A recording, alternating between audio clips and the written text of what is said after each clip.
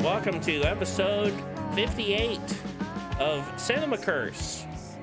Tonight we are finally back to finish the discussion of the return parts 15 through 18 on this, the 13th volume of Twin Peaks Club. I am your wicked game master, Connor LLoyd Crews, and I am joined by BrI Robert.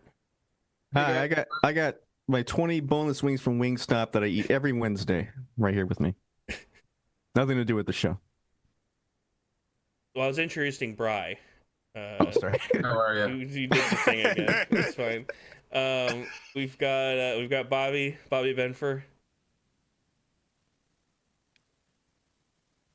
Whoops, I picked the wrong thing.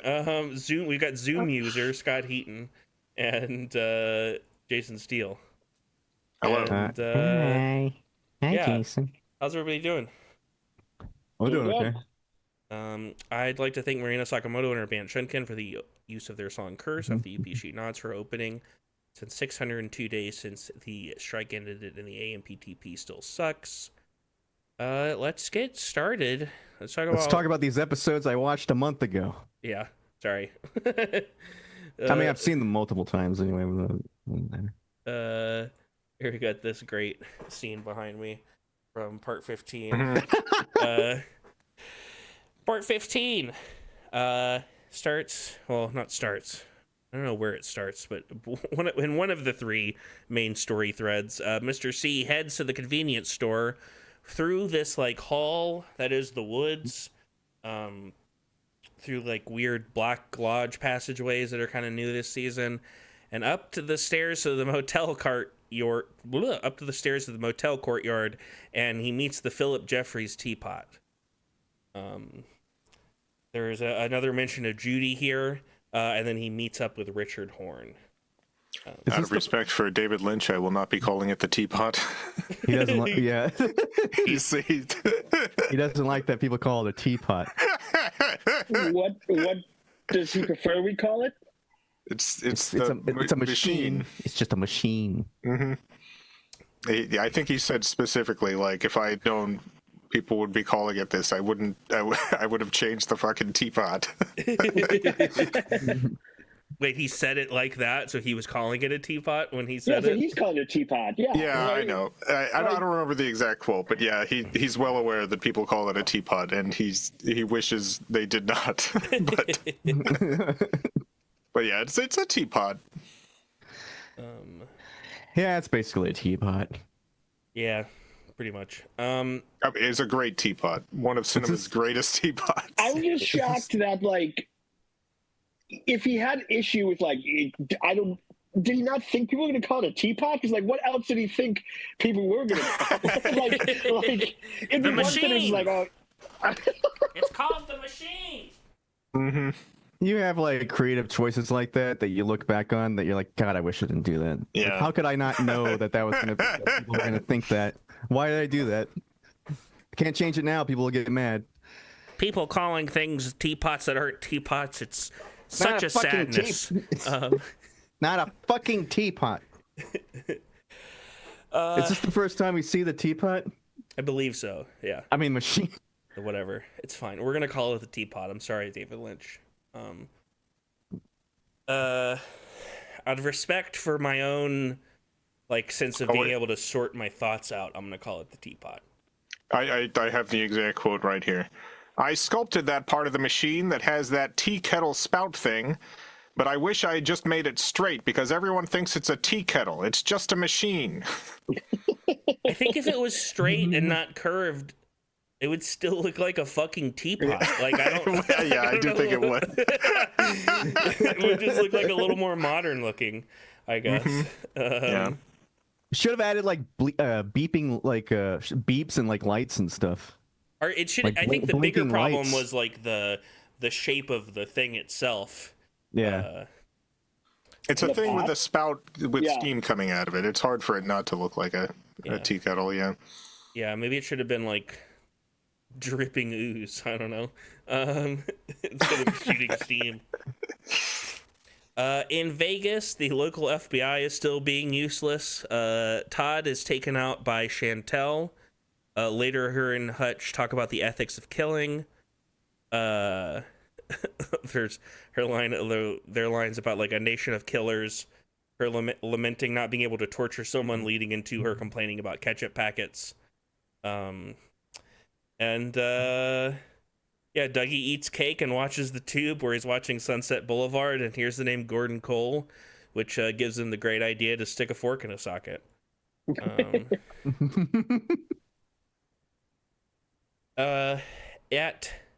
In Twin Peaks, Nadine brings her shovel to finally let Ed off the hook.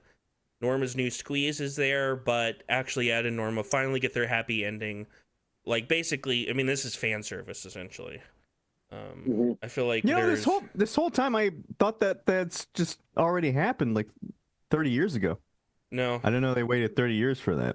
No, unfortunately not. Well, because the original series ends with Nadine getting bonked on the head again, and this time reverting back to being in her mid-30s, apparently, which is fucked up when you're watching it. I'm like, yeah. And she's like back to not. She's like, who the fuck is Mike? And she's back to being mad at Norma and stuff. So yeah. Presumably it took her 30 years to get back to I that didn't know place. they were up until this point. They didn't really show that they were together at all. They were like in a different like universe from each other this entire season. Yeah. But whatever. I guess they were. Now they're not. Some rando is walking his dog through the woods as Gersten and Steven are tweaking. Steve seemingly commits suicide. And then my favorite scene in the episode, I don't know if that's actually true, but The Roadhouse, Sharp Dressed Man by ZZ Top plays. And this guy's really excited to introduce it. James and Iron Fist show up and a fight breaks out. They end up joining the Motley Crew in the jail. Margaret tells Hawk that she's dying. Hawk calls a meeting with the gang to tell of her passing. Audrey and her little guy argue some more. And episode ends with Charlene Yee at the Roadhouse freaking out on the floor. And the credits roll over the courtyard. And this one is dedicated to the memory of the character Margaret Lanterman. So it was an earlier, like the first episode's dedicated to Catherine Coulson. Mm-hmm. Yeah. Next, Fun stuff. we get. I want to say that rewatching these episodes and stuff, the Norma and Ed stuff, to me, feels like a lead up to what ends up happening at the end, just in terms of like the sort of presenting of these happy endings that then maybe oh, for sure. don't actually work out that way. I think 100%. Like it's one of the more.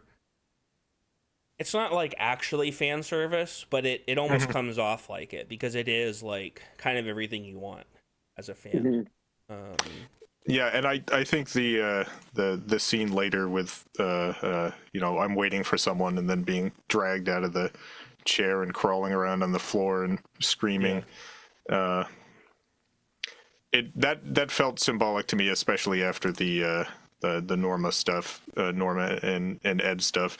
Like I don't know if this is David Lynch's intention, but like it felt very much like a fan waiting for the series to return, and then maybe not going to get what they wanted. Yeah. That's like all of these episodes, this last batch. But speaking of fan service, I'll reveal what's behind me in a second. He should have done. He really should have done a thumbs up in this moment. Yeah. But why would you thumbs? Yeah. Mr. C drives with Richard to an outdoor place. Jerry ends up watching all this, still stoned. C has gotten multiple coordinates in some match, and these are the matching ones. C sends Richard up, and it is a trap that electrocutes them. And Jerry blames his binoculars. This is about the most we ever really get confirmed about Richard's identity. That he seems to be Mr. C's son, and talking ahead a little bit about what's going on with Audrey. Like my assumption is that C post finale visited Audrey in the hospital post bombing, where she was in a coma and raped her, and that Richard is the result of that. Yeah, I and that also goes with kind of the meta commentary stuff of the evil returning to Twin Peaks, and the way it returns wrong. Mm-hmm. And then we have a whole bunch of great stuff in Vegas. Hutch and Chantel show up to Dougie's at the same time as the local FBI and the Mitchums with a haul of goods while Dougie is in the hospital. A random neighbor shows up and ends up getting in a firefight with the assassins. I love that scene. And that wraps that up. We got the great lines. The Mitchum brothers. What the fuck kind of neighborhood is this? And then people are under a lot of stress, Brent. Mm-hmm. Meanwhile, Dougie is in his coma. Everyone is there. It's very like Wizard of Oz in a way. The way everyone's kind of gathered around. Meanwhile, Gordon looks at his beeping machines while Dougie's machines beep. And Bushnell is pulled away by the sound. And then Cooper is back. He wakes up. He gets the lowdown on C from Mike, plus the ring. He arranges another tulpa. And he has behind me the great "I am the FBI" moment. Which, and some other funny stuff, like with Sonny Jim being like, "Dad sure is talking a lot." He's back, guys. He waited 14 hours for this, but he's back. He's back. I do. One of my very favorite creative decisions of the return is to have Cooper not really come back until episode 16. Yeah. But it's great. I mean, we get a lot of good Cooper stuff in these episodes. And he says goodbye to his new family, who he genuinely loves. He also mentions that the Mitchums both have hearts of gold, which is true. Yeah. Mitchum Brothers spinoff win. Can't wait. That's what Mark Frost should do. Excuse me. The FBI, Diane gets a text from C and freaks out. She presumably gave him one of the trap coordinates. She sends him new numbers. There's some cool that music here, that American Woman song, Slowed Down. Diane approaches the others with a gun. She tells about the night Mr. C came to visit and raped her. She was taken to the gas station. She now sent Mr. C to the Twin Peaks Sheriff's Department. She also claims that she is not herself. I'm not me. She pulls a gun on Tammy and Albert shoots her, and she whooshes away. There's a tulpa. It happens. So did she not know that she was a tulpa until that moment? I don't know. I think she knows, but who knows? Mm-hmm. I do like the way that she, when she gets shot, they're like, she goes away like a balloon that's deflating or something. And then I like when she's in like I think the red room and like the one guy's like you are not real or something or like you, and then she's just like fuck you. Yeah. Then her shoulders are all wiggling. Yeah. And then we end at the Roadhouse with Eddie Vedder, baby. Well, actually, that's how it starts. We cut to the Roadhouse and Eddie Vedder under an assumed name, but Audrey turns up and dances her dance before like a fight breaks out, and she kind of freaks out, and we cut to a white room and her in front of a mirror. So, what's going on here? So my theory is that she's basically just still in the coma. Like she's never woken up in the last 30 years. Yeah. And all this stuff is like, and the reason why there's like so many names like in these scenes that are just like random characters, it's just like neurons firing almost in her brain. And there's a couple of things that kind of support that. I don't know if it's just like maybe it was like a visual thing, like it just happened, but there is moments in the previous episodes where you can see her reflection in a window, and the reflection is still, like it doesn't move when she moves. Oh, really? Yeah. I didn't notice that. I noticed that on this watch, which is an interesting detail if it was intentional. And if not, I refuse to hear it. Yeah, I assume she's probably in a coma or in a asylum or something. I don't know. Mm-hmm. Yeah, I feel whatever like you would call it now. Most of the stuff in this show have both like a in-story and meta-textual elements to it, and I do think in-story she's probably in a coma. Yeah.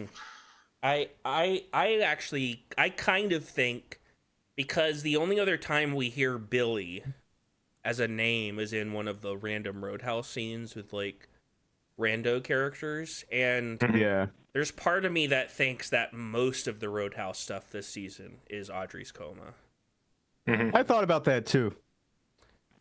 But that works because, like you said, like there's a whole bunch of scenes where it's just like, who are these people? Or I guess we'll find out next week, and then we never do.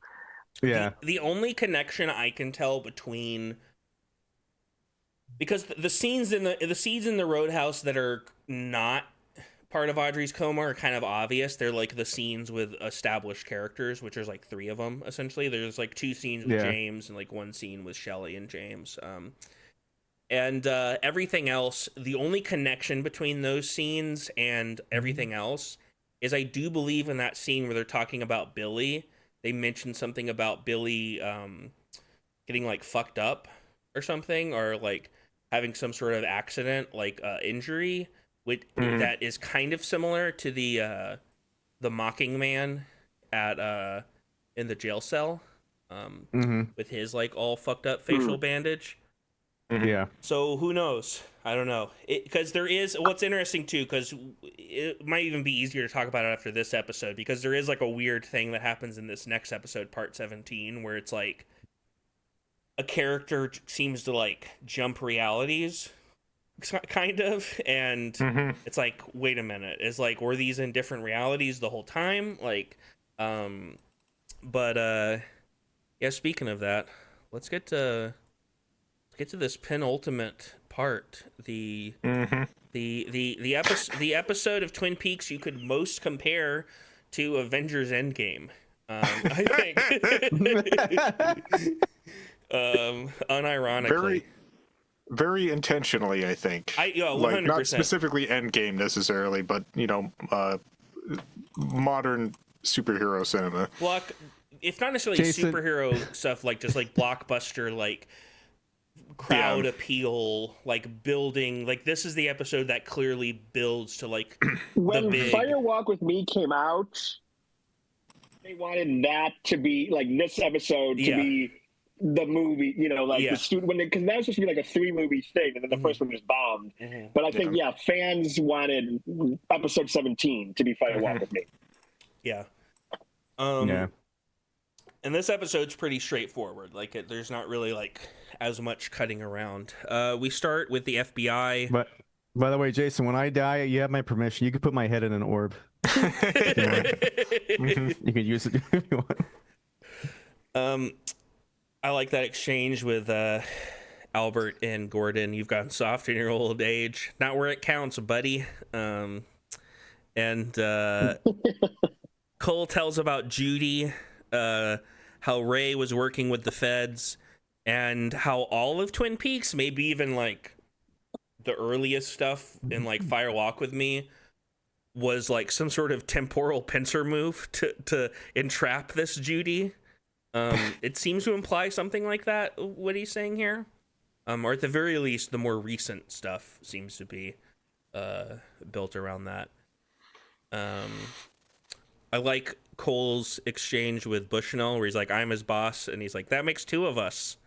And then when Albert hears about him sticking the fork in the socket, and he says, that's strange even for Cooper.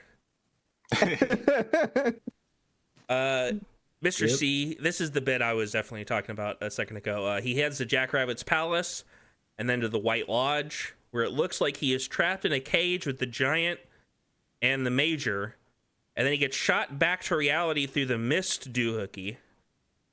So, like, did he switch universes here?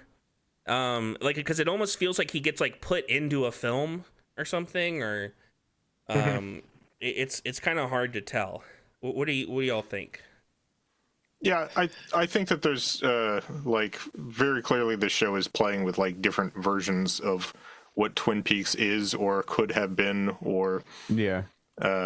so like I do think that there's like the struggle of good and evil, the balance or whatever, like does cause different versions of this to exist. Yeah. Yeah, What Jason said, I don't really. I mean, I have no idea if those multiple existences exist at the same time, or if these different moves are changing things, and that's the only existence that exists at that point, or like, who knows? Is it like Back to the Future or Avengers Endgame? You know. Yeah. And then the action switches to Twin Peaks for most of the rest of the episode. We get a brief scene about Ben hearing about Jerry. Things heat up in jail as C approaches. C meets the gang. There's some business with Chad where the characters get out of the jail, whatever. The real Cooper calls the station. C pulls a gun and Lucy saves Frank. And she apparently understands cell phones now. So the woodsmen show up again to goof around with C's body. I always just like it. Just kind of looks like they're goofing around. They're just like, just kind of playing with it. They're just having fun. Yeah. Cooper and the Mitchums finally show up as the Bob ball emerges and flies around the room. Iron Fist punches the ball into hell, but it recovers. Iron Fist then punches it so hard it shatters, and that seems to do the trick. Coop puts the ring on C, and C is sent back to the lodge. Coop gets the Great Northern Key from Frank as the FBI finally shows up. Coop sees Naito and the overlay starts. I actually have this. I made a version of the overlay that I can put over us of just Cooper's face. This overlay is one of my favorite things in all of the Return. Yeah. The amount that it communicates, it's yeah. Go ahead. It plays over a lot of this happy ending sequence, and the only point at which it does anything other than just appear there is at one point Cooper says, "Slowed down. We live inside a dream." And this is definitely, I think, kind of the point where, you know. These last two episodes remind me, and I've made this comparison before, but now that we're here, I'll fully explain it. It reminds me of the end of Stephen King's The Dark Tower series a little bit, because the series ends with, I forget the exact order, but it ends with the gunslinger finally gets to the Dark Tower, and then we get and then it cuts when he enters, and then we get an epilogue about the other characters, and then there's like a message from King to the viewer, like a 2-page thing where he's like, hey, this is technically an ending, and you could stop reading it now, but there's a little bit more, and it actually ends with the gunslinger. Spoiler alert for the Dark Tower book series. Sorry, everyone. Getting sent back to the very beginning of the entire series. I do kind of think that the overlay is kind of the beginning of, like, that turn in the show, where it's like, we're still kind of in the fan service, but it's like, wait a minute, what the fuck is going on here? Because, to me at least, it felt like, Cooper is acting out this part in this happy ending, but the fact that we see his face, and his face is not happy, his face, it has a very different expression on it that's overlaid. It does feel like, Uh-oh. Am I here? Yeah. For this happy ending, but he doesn't believe them. Yeah. He knows that this is going to change. He knows that this is not really the happy ending, but he's still acting out his part in the meantime. Yeah. Bobby shows up. Everything seems like a perfect ending. Naito is revealed to be real Diane, and she and Coop even smooch. The lights go out, and only the overlay remains. And then I think it's interesting here, talking about meta stuff. It's that specifically Coop, Gordon, and Diane are the ones that emerge from it. So Kyle MacLachlan and Laura Dern, who I think are Lynch's two most closely associated avatars, his like male and female, his like main actors in that regard, and Lynch himself emerging, and they open the door at the bottom of the Great Northern where the sound is coming from, and Gordon even says the line, "See you at the curtain call."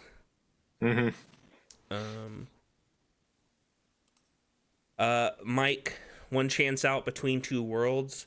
That he gives the whole Firewalk with Me speech, but that line specifically stuck out to me this time, where again it feels like this episode, and especially the next episode, are dealing with these different realities and possibilities that could be happening. They meet up with he's not speaking backwards, right? I think so, yeah. No, he's not talking backwards. Yeah, for the first time, which is important. Yeah. Well, this might. I don't know what it means, but it is important. Maybe it's just IRL. Mike finally showed up again. Yeah. His editor quit. He's like, you know what? I'm not doing this again. Because he always talked normal, even when he was taken over by the spirit. Yeah, you're right. Yeah, so it is IRL.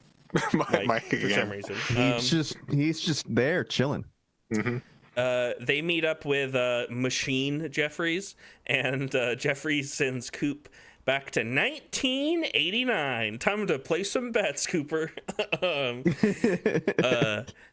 Cooper observes James and Laura through the woods and scenes from Fire Walk with Me. She screams at him, seemingly connecting the film, because in Fire Walk with Me, which I actually just rewatched the other night, the scream seems to be largely unmotivated when it happens, just her kind of tweaking out towards the end of her life. And I guess she was screaming at Cooper the whole time.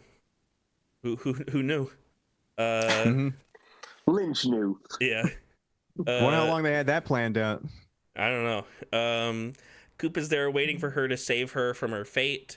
They do a pretty good job with like her hair and makeup here. Remember, especially the first time. I could tell. Okay, this is obviously shot currently, but like it worked. Yeah. It worked. You know, like I got what they were going for.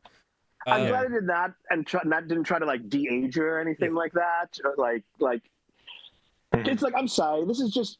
It's theater. Just put on some wigs and makeup. We're fine. We got it. Exactly. Shoot her in shadow. Don't do a lot of close-ups. I watched 8 seasons of Dexter where they just put a baseball cap and some shaggy hair on him, and they're like, he's a teenager now. I saw Saw 7 where they just put a backwards baseball cap on Jigsaw. That's what you do. You want to show him young? I like that's like the one actual big issue with like the Breaking Bad universe is every time they like, especially in Better Call Saul, when they cut back to him when he's supposed to be 20, and it's like, that's clearly like 50-plus-year-old Bob Odenkirk. Like, what the fuck are you talking about? The next, no offense, Bob Odenkirk, you look great. No, we would, but I'm we would all be He doesn't so look lucky. 20. He's 20 now. Yeah. Doesn't look 20. No, he does not. The next morning, Laura's body in plastic disappears. We get a little Josie and Pete cameos from the pilot. This episode is actually dedicated to Jack Nance. And meanwhile, seemingly back in real time, as in modern day, Sarah is going nuts at the Palmer house, smashing up a picture of Laura. It's just normal Sarah shit. Yeah, Yeah. it's just Sarah being Sarah. Back in the Sarah. woods with Coop and Laura, he loses her, and we end on Julie Crews singing the same song from Lonely Souls.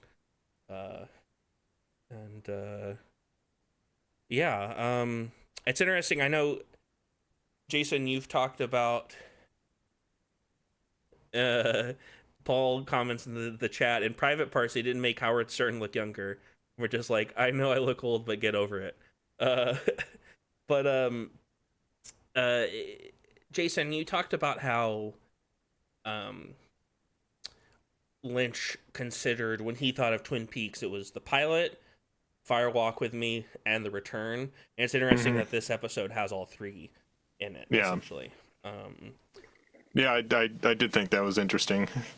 It's like this is the important elements of Twin Peaks to David Lynch. Like he's saying, like, if you just watch the pilot, Firewalk, and The Return, like, that's what he, or like. Yeah, I think he's talking from like an artistic standpoint of like, these are the things that for him was like pure. This is his vision. This is like what he thinks of when he thinks of Twin Peaks. That makes sense. Everything else has some level of compromise to it. Sure. When he's just, he also had to make a network TV show while also trying to express himself. That makes sense. But you can compare this episode of Avengers Endgame, both in the big team up at the end and in the having characters time travel back to like famous previous moments from the series. This is a good episode. Plus, we all agree it should have ended there. Yeah. It's a good one. But then we get this last one. What the hell? Let's switch over. Part 18. I believe this is the final image of the series, basically behind me. Yeah. And okay, so first off, C. Burns and Coop's hair creates a new good Dougie Tulpa to live with his family. So we do still in this episode get some happy ending stuff, which I think is interesting. Like it does seem to imply that there is some of these characters are getting happy endings. That it does seem that there is going to be.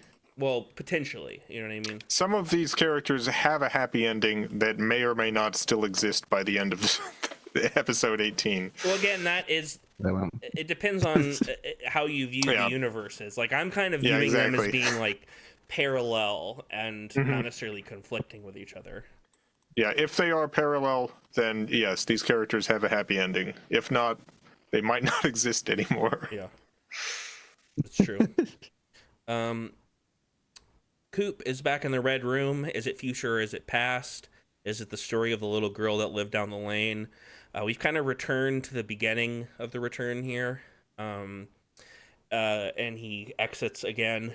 He reunites with Diane, who's in Red Room colors at the what's it called? I almost called it Bohemian Grove, the Glastonbury Grove. And is it really them? They both sort of question each other. Then we get an interdimensional road trip. Coop and Diane go somewhere where it could all be different. Listen, folks, if you like driving in silence, this is an episode for you. It's the episode for you.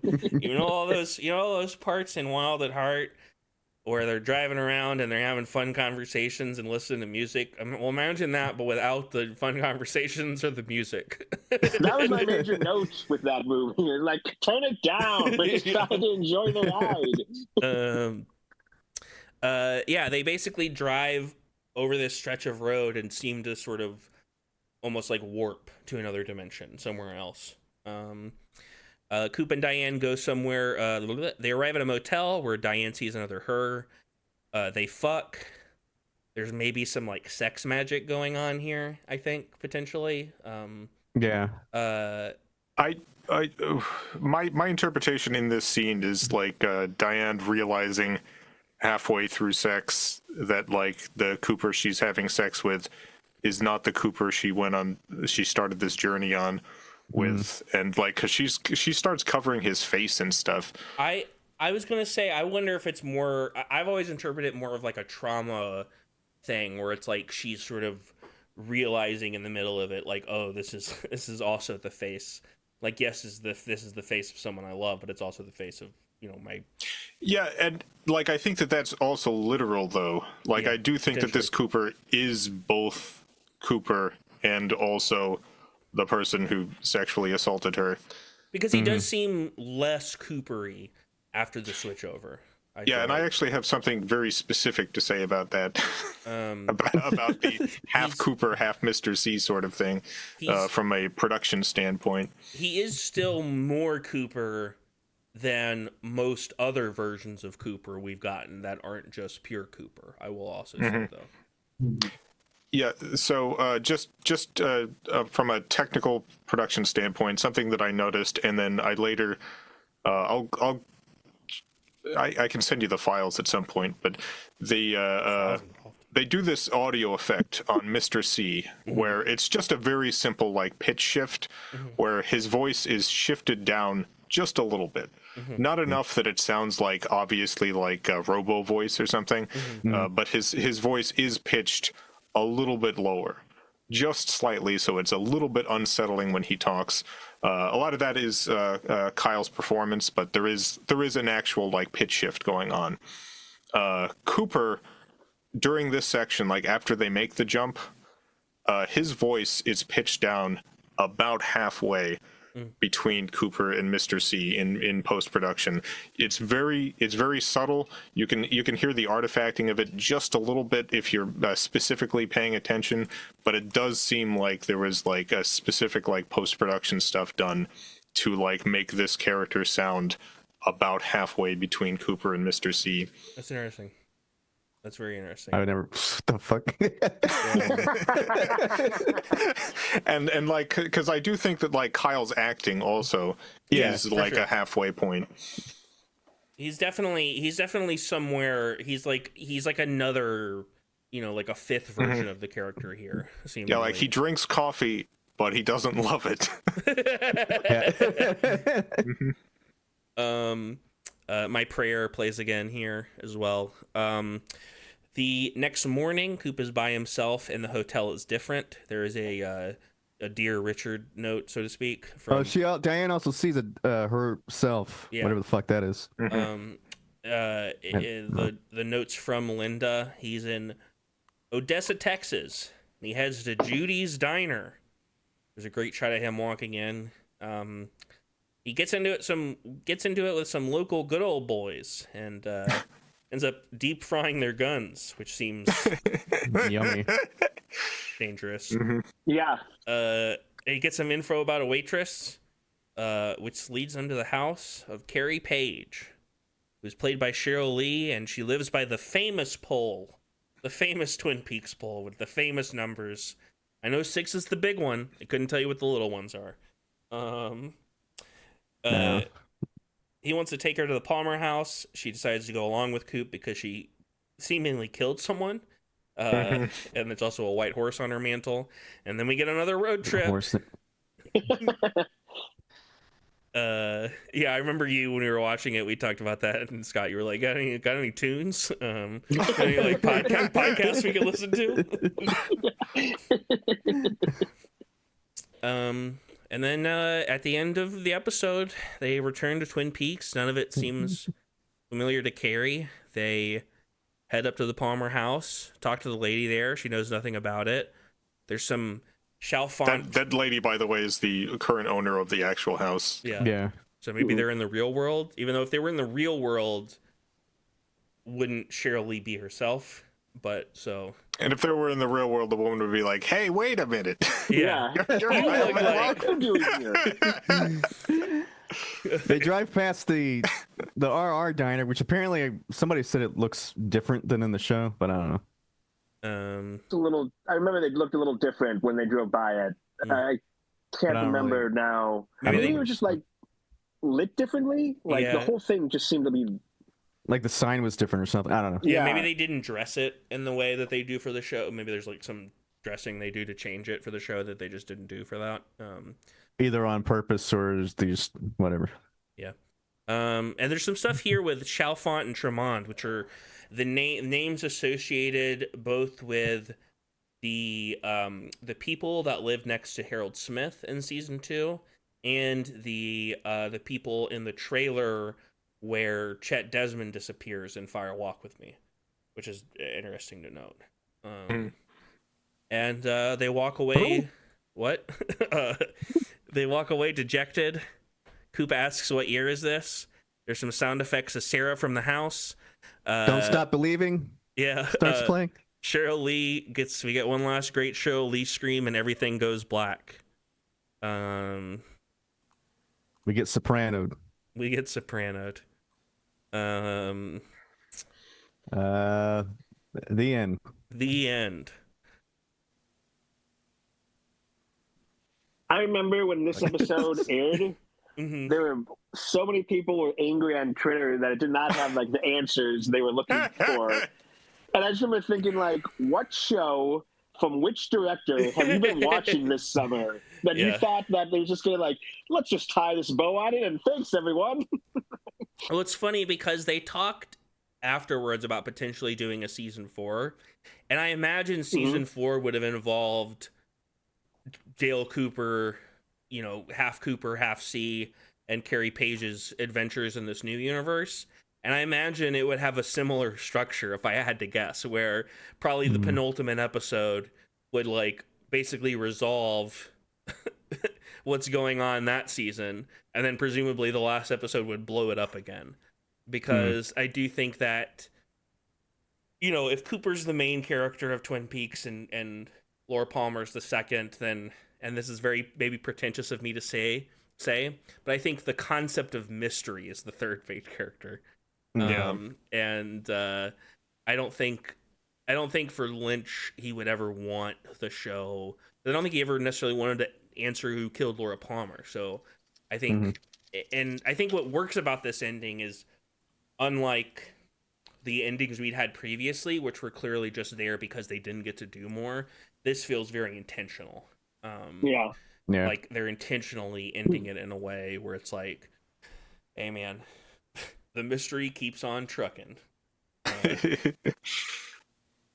Well, yeah, because it leaves the door open for more. But like you said, like with season 2, they were hoping they were going to get season 3, weren't they? Yeah. Yes. Yeah. So when they filmed it, they were like, it's not assuming, at least hoping that like, okay, we'll be back. Yeah. But I think with this, he was lucky enough to get it to begin with in the first place.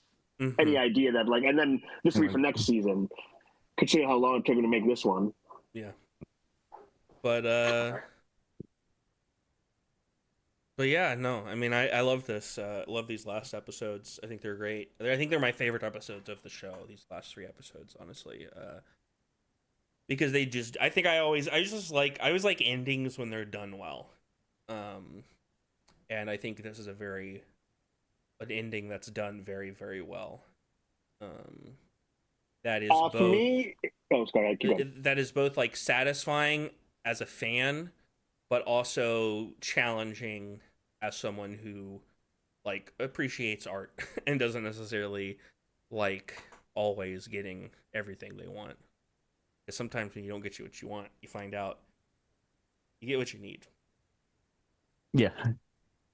True. So Yeah. think about that for once. Yeah, I appreciate that none of it feels random, but all of it feels like we could all have our own interpretations. Like David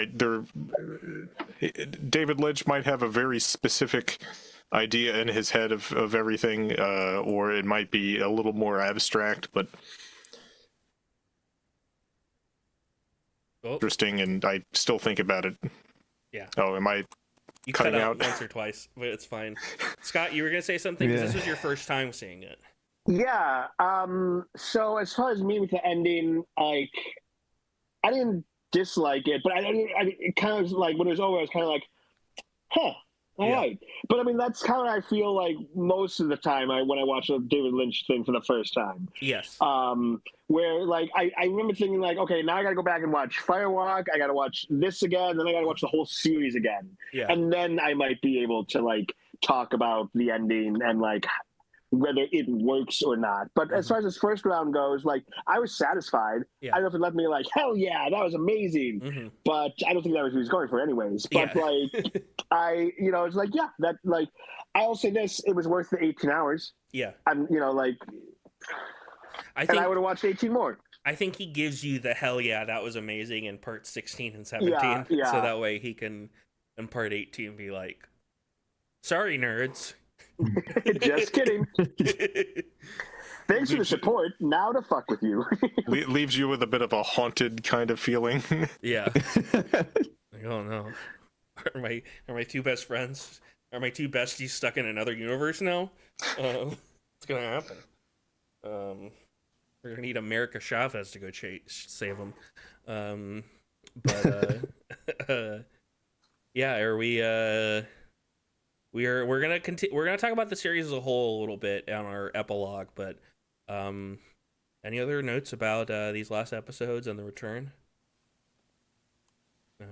No. Well, I guess it's time for Connor's Wicked Games, sponsored by Chris Isaac. Croc asks in the chat, do you guys know if Laura Dern is playing the same character as in The Last Jedi? The wig is similar. That's a good question. So I thought that was Probably not. Yeah, I'm gonna say no. I'm gonna ban this person because they're trying to. Yeah, ban Croc. No, this other person who's trying to get me to buy viewers. You know, actually, with Laura Dern's character in this and the specific like film motif and that's going on, it's not impossible that Laura Dern's character in this is the same as in the Star Wars movie. I don't think that's the intention, but it's actually not impossible that it's true. Well, every week, like Jigsaw, I like to play a little game. This week, Twin Peaks title match, round 3. Much like the original series, The Return has generic titles, part 1, part 2, part 3, but unofficially they do have titles taken from their short, often only a few words long, descriptions from Showtime. In this game, you will try to guess those titles. There'll be 8 rounds, and then a final Jeopardy-style final round. First, I will tell you the official nondescript title. You'll all get a chance to guess. Second, I'll give you a brief description of the episode pulled from Wikipedia and edited by me. You'll get a second chance to guess. And then third, I'll give you 3 options. You'll get a final chance to guess. You get 6 points the first time, for the second to the last. And you also have 2 lifelines, but we're gonna do the first one first, and then I'll give them to you. This first one, we'll start with you, Jason. Part 8. What is Part 8's unofficial title that has words in it? I feel like if I was to know any of them, it would be this one, but I don't. That's why I started with it. Yeah.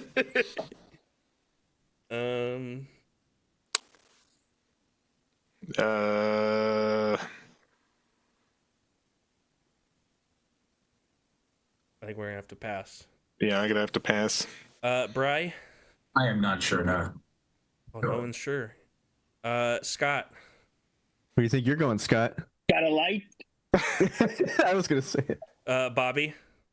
Oh, I was gonna say what he said. You can say the same thing. You can. Yeah, Oh. If it's the right okay. answer, yeah. Got a yeah, light? I would if I were you. Got a light. That's the only thing. That's the only line of dialogue I can remember from Yeah, I will say also these are all lines of dialogue. These names. Jason, BrI, do you even need me to read the description of what happens in this episode? Or are y'all gonna just guess for the second chance? Are y'all gonna guess Godalite? Yeah. Yeah. Yeah. All right. That's 4 points for both y'all and 6 points for Scott and Bobby, because that is indeed Godalite. It's the only thing. For this next one, from now on, everyone has 2 lifelines. I'm marking that. One is everyone has a... What the hell? Which will half someone else's potential points. So you have to use it before the answer is revealed, but you can have someone else's points. Everyone also has a... It's a good one. Which allows you to double your own points. Again, before the answer is revealed. Okay. But BrI, will start part 10. Any ideas? I don't know offhand. I need something. Anybody else got any ideas what part 10 could be called? I don't remember which one that was. That's the problem. Yeah. There's 18 of Laura these. Is the one. That's my guess. Bobby? What? I need a description of the episode. Jason? No, I don't have anything. Janie E notices that her husband's physique has improved and has sex with him. Richard attacks his grandmother Sylvia in her home and robs her. Gordon has a vision of Laura. Hawk receives another phone call from the log lady who tells him Laura is the one. Oh. BrI, you're going Laura is the one. I assume you're going to stick with your answer, Scott. Bobby? Yes. I'll go with Laura's the one, I guess. And Jason? Yeah, Laura's the one. Yeah, that is correct. That is an episode entitled Laura is the One. I remember when we were watching... You know how I remembered that one? Is because I thought it said Laura is in this one. Yeah, I was about to say that. I remember that. Next up, Scott, part 14. Any idea what part 14 could be called? Anybody got any clues? Rabbit hat. All right, I'm just going to skip to the description. Frank informs Gordon that pages found from Laura's diary suggest 2 Coopers. Albert tells Tammy about the first Blue Rose case. The sheriff's gang follow Major Briggs's instructions to Jackrabbit's palace. James learns how fellow Great Northern security guard Freddie Sykes bought a strength-enhancing glove. When a trucker insults her in a bar, Sarah opens her face. And Connor's note, I added this because the description didn't include it. This episode has the Monica Bellucci dream. Oh. So, Scott? No. Nice glove. Bobby? We live inside a dream? Jason? Oh, or I don't know. You want to change your answer, Bobby? You can now. Who is the dreamer? Jason? I have no idea. I in my head I just keep thinking A Tale of Two Coopers, but I know that's not right. That sounds more like an so funny. original. I was thinking the same thing. The original series title. Yeah. BrI? I'm gonna say We Are the Dreamer. Okay, let me give the options to Scott. A, brings back some memories. B, let's rock. Or C, we are like the dreamer. We are like the dreamer. I have to go see them. Bobby? I guess I'll go We Are Like the Dreamer. Jason? Yeah. And BrI, I'm gonna give you the full 4 points because you literally forgot like. Oh yeah, I couldn't. So I remember seeing when you guys started doing the eyes and going that way. Here's what I'm gonna do, just in case it ends up being a point of contention. I'm giving you 3.9 points. In case later there is a short, like a small difference in points. You know what I mean? Bobby, we're gonna start with you. Part 5. Any ideas? Anybody got any ideas?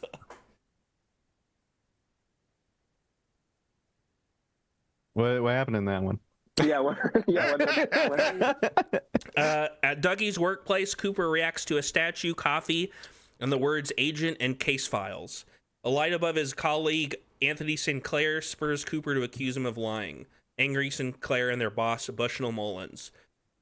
Dr. Jacoby broadcasts conspiracy theories from his trailer. Cooper's doppelganger uses his prison phone call to disrupt the security system. Any ideas, Bobby? No. Jason? I can't imagine this is right, but unless it's dig yourself out of the shit. BrI? I think it's case files. And Scott? I'll also guess case file. Bobby, your three options are A, case files, B, arbitrary law, or C, this is the chair. I remember case files. And Jason, you're gonna go with Yeah, that? sure. Case files. Okay. Before it gets revealed, does anyone use one of their lifelines to double their own points or have someone else's points? No?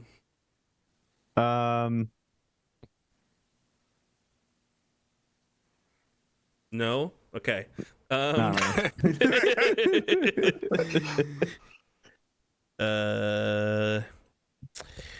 Sounded like a very disappointed Wicked Games Master. I know I did. It's like, come on. Jason. Yeah, it's not the time. Part 1. Any ideas? For what the title would be, The Return. I guess nobody has guesses on this one. I have a guess. Oh yeah, what is it? Is it future or is it past? All right, I'll log the guess and we'll see in the future if it's right. This one, FBI agent Dale Cooper remains trapped in the Black Lodge. Deputy Chief Hawk gets a phone call from the cancer-stricken log lady. In a New York City warehouse, a young man named Sam is employed to observe a glass box. In Buckhorn, South Dakota, the police find the severed head of Buckhorn librarian Ruth Davenport placed on the headless corpse of a John Doe. Any guesses, Jason? No, I feel like it maybe came from the glass box section, but I have no clue. BrI? I have an idea, but I'm not 100% sure yet. You don't want to just guess it? You said, can I ask a question or? Sure, yeah. You said something about the log lady at the beginning, right? The Hawk? Yeah. Okay. I think it's, because I think it was like that, it's like a signature. Like, my log has a message for you. I think I'm saying it right. Scott? Or maybe the log. No, I think it's my log. That sounds about right. Yeah. Bobby? Stick with. Can we hear the options? Yeah. A, the stars turn and a time presents itself. B, my log has a message for you. Or C, call for help. Well, I'm just gonna go with my log has a message for you. Jason? Yeah, I'll go for the log one. Anybody want to use their thing? What's the benefit again? Or You can double your own points or have someone else's points. So that's For that round or like total points? yeah. This round. Okay, so it's like using it last minute. Mostly. Yeah. Okay, I got you. I'll have Brian's points. Damn, that's fucked up. Anybody else? You know what? I'm gonna have my own points. I'm not gonna let you do that. That's against the spirit of the thing. Do you want to double your own points? You do that. Don't do it, man. They are nice games, you know. All right. So yeah, Scott, you get. You're correct. It's my log as a message. So Scott gets 4 points. Everyone else gets 2, because BrI got hit with the old. Sorry, man. Nothing personal. It's just business. I should have gotten 1. No, in fact, actually, I don't know. Like, I almost in my head, I'm like, I'm actually gonna force, because I asked this idea. I'm gonna force you to use your good one, and I'm gonna give you 2 extra points. Dang it. Damn. We're gonna start with you on this one, BrI. Part 3. I need some context. Any guesses on anyone? All right. Free from the Black Lodge, but having lost his entire memory, Cooper takes Dougie's place in Las Vegas. Cooper plays slot machines marked by signals from the Black Lodge, winning mega jackpots every time. At the FBI headquarters in Philadelphia, Deputy Director Gordon Cole learns about the mysterious killings of Sam and Tracy in New York City, and then receives a call from someone saying that Cooper has been found in South Dakota.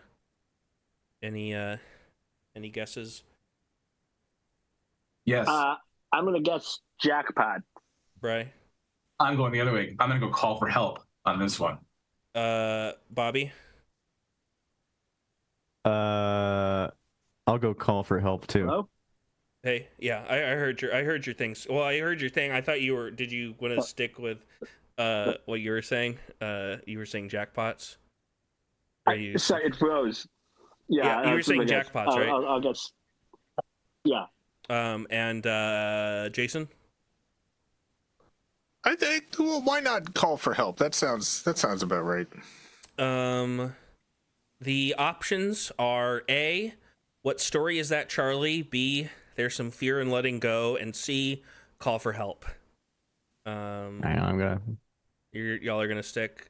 Scott, are you gonna change your answer? I assume. I think I'm gonna have to change it to C. Yeah, Okay. call for help. Anybody want to use any of their lifelines remaining? I'm gonna double my points. Oh yeah. Well, I'm gonna double Jason's points. You can't do that either. Okay. And in fact, I'm gonna reduce Jason's points by 2. Damn. Okay. Let's see. And this Scott gets that. We're gonna start with you, Scott. Part 13. Anybody got any guesses? Call for help was right. Also, yeah, obviously. Yeah, I need a description. Yeah. The Mitchums thank Dougie. Meanwhile, Cooper's doppelganger arrives in Montana, where Ray is with a gang. At the Double R Diner, Big Ed and Bobby have dinner while Norma meets Walter, who helped franchise her business. Nadine and Dr. Jacoby meet for the first time in years. Audrey tells Charlie she does not know who or where she is and cannot leave the house. James, performing at the Roadhouse, moves Renee to tears. Any guesses, Bobby? Or Scott? It starts with Scott right now, yeah. No, I don't know what to call it. Anybody else? Is this the story of the girl that lived down the lane? I'll log that as your response. Jason, BrI. Can I ask you the title that you gave in the last question or question? Yeah, I was thinking about that too. that hard No. Charlie. Okay, fuck. All right, I'm going to give the options. Scott, is it A, what story is that, Charlie? B, there's some fear in letting go. Or C, the stars turn and a time presents itself. A? Bobby? I'm gonna go. I was close. I'm gonna go A. What story is that, Charlie? It's basically the same line. Jason? Yeah, I'll go with that. And BrI? It's A. Anybody want to use any of their things? How many questions are left? Just one more. All right, I'm gonna hold. Okay. Can I double my points again? I'm trying to remember. Wait, technically, if we have 2 moves each, we have a 1-1, right? Yeah. So, yeah, because otherwise you will lose it if we don't do it by the. So we have. Well, you I can want to use use. both at the same time, Oh, presumably. you can. Okay, copy. All right. I guess we're all gonna use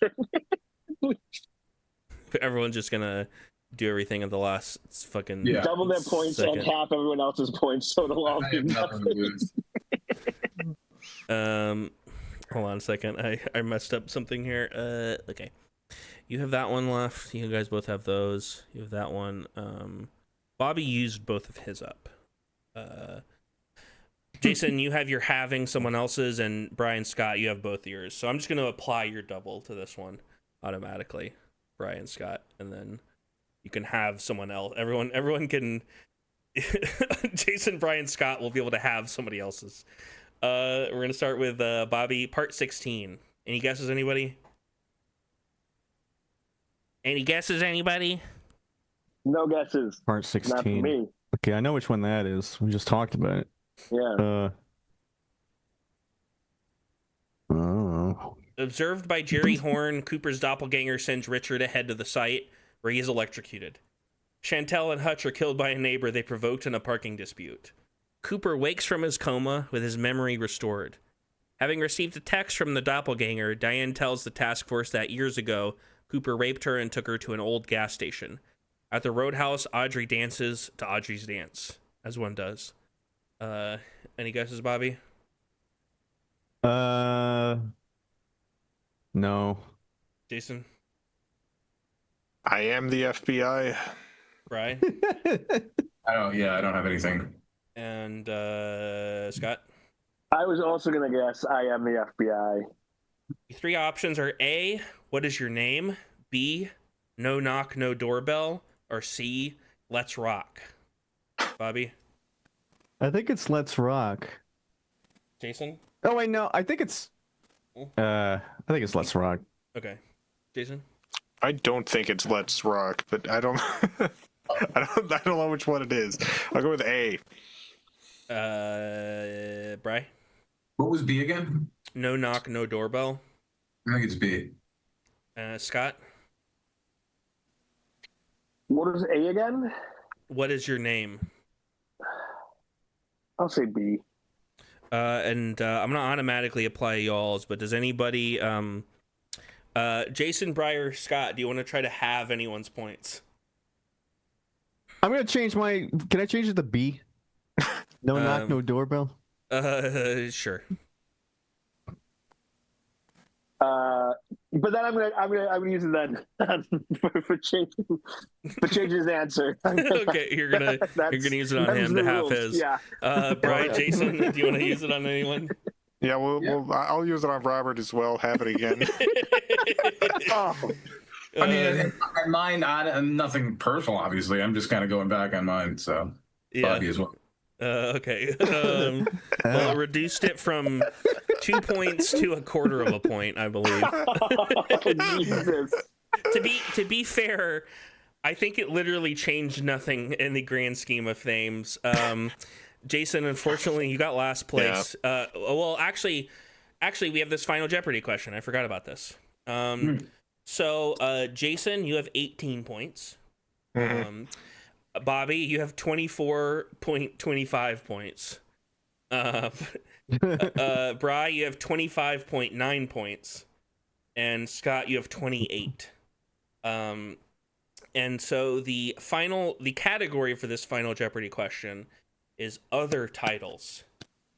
So everyone should privately make their wages now of how many points they want to wager. And we have to name a title, or the category is other titles. And other titles. You will find out what exactly the one we just did. Oh, it was no doc nor dober. And then you're going to give us a, or we just have to guess and go. There's going to be a question, and you'll have to. So you're wagering now. Again, this is Jeopardy. You don't know the exact question. You just know the category of the question. For sure. Everyone got their wagers in? How much of their points they're wagering? Mm-hmm. Yeah. The question, name any other title of any other Twin Peaks bit besides Fire Walk with Me and The Missing Pieces as a whole. And you're actually going to get different scores depending on what you name. If you can't name anything, then obviously you lose your points. If you name something from the original show or something that's already mentioned, you are going to get your points back and get an additional 1 point for doing okay. If you give me a return title that hasn't been mentioned yet, you'll get ×2 points. If you can give me one of the specific titles of one of the missing pieces, I'll give you ×3 points. Because I think that would be difficult to do. Yeah. Yeah. So, I guess I'll give everybody 30 seconds to think about what they want to do, and I'll play a MIDI file. I'll just... Some Jeopardy music. Oh, It's a Moby. nice. Did we just watch a Bourne movie? oh. What if it had ended with Jason Bourne coming out? Like if he run out of the house at the end, and then that music started playing. Now that'd be a good movie. All right, does everyone have an answer in? Yes. All right, Bobby, how many points did you wager? All of them. All the points that I have. Jason? Yeah, all of them. BrI? Yeah, everything. And Scott? 2. 2? Okay. Bobby, what's your answer? I couldn't think of anything. All right. Jason? Wounds and scars. I believe that is another... Yeah, okay. So you keep your points. You get a little bonus. BrI? Let's rock. Let's rock. Same thing. And Scott? I just said damn fine coffee. You lose those 2 points, and in losing those 2 points, Scott, you go from first place to second place. Bobby, no medal. Jason, bronze. Scott, silver, and BrI by 0.9 points. You get the gold on that one. That was a factor then. Yeah. That's crazy. Yeah. Congratulations. Congratulations. Life is amazing now. Thank you. Scott, do you have your bit? Yes. All right, cool. Let's go to Scott. All right, welcome to Scott's Comic Corner, brought to you by Eric Clapton and Teapots. Teapots, they're different than machines. So anybody that's been following this knows that what got me really back into comics was X-Men starting over with their From the Ashes storyline, which is turning a year now with X-Men 18 because they do about an issue every 2 weeks or so with X-Men. So it's got a year. And I think we can all agree, anybody who's read the From the Ashes series, it's a series that has happened. I guess maybe the whole idea was that the X-Men were listless too because they just came back from Krakoa, but there didn't seem to be a very big through line to any of these series. Pretty much it seemed like Marvel is trying to recreate the 90s. Yeah. And so we had a whole bunch of series plus a whole bunch of solo series. You know, the main series are X-Men, Exceptional X-Men, and Uncanny X-Men. And then there were side series of NYX, X-Force, and X-Factor. Now, those 3 series have already been canceled. They've already ended, which is too bad for 2 of them. I enjoyed X-Factor and I enjoyed NYX. I thought there was a lot more meat on the bone for both of those. I didn't think X-Force ever took off. I was pretty done with that. I made it through all 10 only because I knew it was ending, and I was like, all right, I can read 3 more issues. But they also really, really pushed solo series. You know, you had Wolverine, obviously, but then there was Storm, Phoenix, Psylocke, not to mention miniseries of like Mystique had a miniseries, Dazzler had a miniseries. So there's just a whole lot. And nothing really had to do with anything else. X-Factor, Uncanny X-Men and X-Men have kind of crossed paths, but other than that, it's just its own series. So going forward, I would say the 2 series that I'm definitely going to continue on are X-Men and Uncanny X-Men. X-Men is very much your typical X-Men, except though the team is slightly different. You still have Cyclops, Beast, and Magneto, actually. But then it's a lot of, Magic's in there, Juggernaut, who's a hero now, Psylocke on the team. What's that? Isn't Quentin Quire on that team also? Yes, yeah. And then my favorite one of them is Uncanny. That has Rogue, Wolverine, and Gambit, plus a new mutants who are known as the Outliers. And that series is sort of a gothic horror meets mutants, and it's been a lot of fun. So. Nice. Yeah, as we go into the year of From the Ashes, they've kind of stopped that now. They're not really that's not the storyline. There really isn't a storyline, which I don't necessarily mind, but I think more than anything, I think they need to get a clearer view on what they want to do with X-Men going forward. It's not going to be a whole bunch of solo issues of Magic. Sorry, it's just I don't think that's the direction. So. We'll see what they do this upcoming year. Nice. Hell yeah. All right, let me on Spotlight.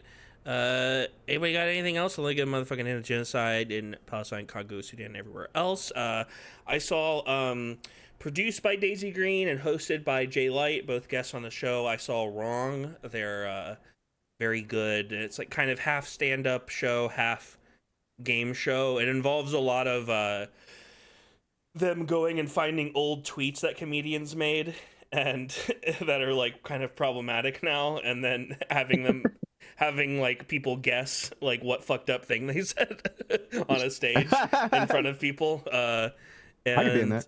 It was pretty funny, and they tour it, and they do shows like once a month here in LA, so I would definitely check that out. They had a great game last time called Guess Who's Horny, where they read fan fiction on slash fiction online, and you had to guess if it was written about Luigi from Mario or Luigi Mangione.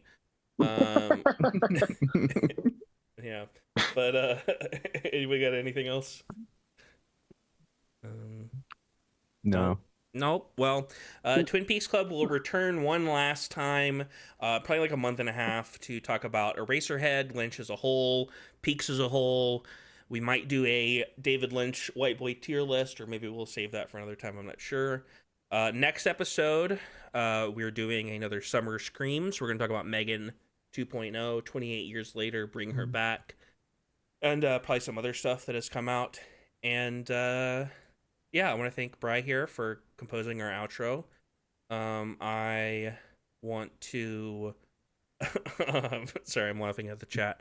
I want to say follow us on CinemaCurse666 on Insta and TikTok. Smash that like button, like and subscribe. Please recommend this episode to your local log lady. I don't know. I don't have a good one this time. But yeah. Thanks for joining me, everyone. Bye bye. I'll send it to Jason. I'll send the episode to Jason. See you later. Okay, sounds good. All right. Bye. Bye-bye.